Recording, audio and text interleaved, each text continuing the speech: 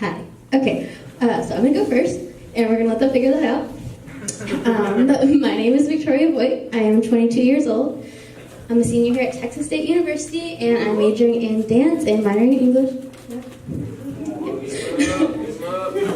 I was born in Lillian, Texas. There, biologically, I have one mother, 4 brothers, and 1 sister. I was a young child when I was placed for adoption. Even though I was really young when all that happened, it was easily the best moment of my entire life. I was raised in Red Rock, Texas. There, I grew up on a beautiful ranch with my adopted family, Mary and Terry Voigt. They gave me absolutely everything that I could ask for. They raised me in a good Christian home with lots of love. I was given so many opportunities and chances that previously I wouldn't have had. My parents were at everything I did. They were super involved in my school. They never missed a volleyball or a softball game, and were at every single dance recital. The adoption was something that was never kept from me, but I had questions and I wondered why. Why, out of a total of 6 children, was I the only one that left? What about me was so easy to give up? Was I not good enough? Because I was so young at the time, I never paid too much attention to it. I had such an amazing childhood that I had no reason to be bothered with these thoughts. In my mind, my mom, dad, and I were a pretty happy family, and that was until they decided to divorce. This time of my life was such a blur. I was in 1st or 2nd grade, but I did not know what divorce meant. I had no idea what to believe or how to grasp it, and I didn't know it would hurt. At the time, I felt nothing, and in fact, this past Christmas was the first time that it actually kind of bothered me. Much like my adoption, I convinced myself that it didn't bother me. I put on a brave face and I shoved all those feelings to the side. After all, I still knew I was extremely blessed, and it wasn't my place to whine or complain. We're going to fast forward to my teenage years, and this was the first time feelings that I didn't recognize started to surface.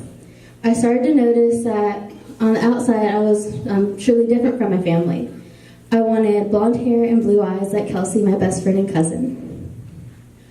I mentioned before that I was raised in a great Christian home.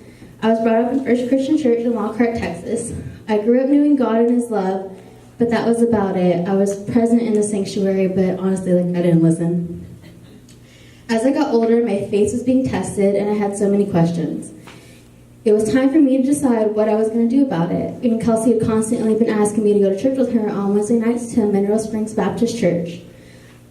After all her begging, I finally decided to go, and there I stayed for 2 years. This is where I decided what my own faith was going to be. I was ready to find my God and establish my own relationship with Him. This is also where I realized that I didn't necessarily deserve the answers that I had been searching for, that God's plan is so simple, and all I really needed was to rely on Him and have my faith.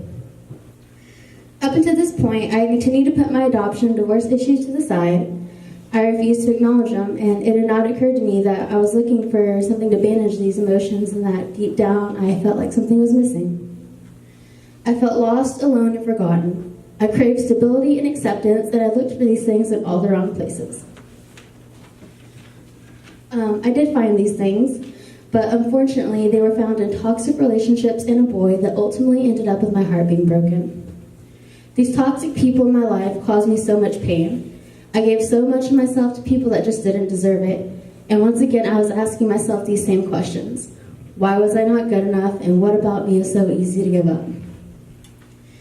There were several years that I was hurt and mad and confused, and this past year is honestly when it truly hit me. The faith that I had worked so hard to build up was gone, and it was my fault.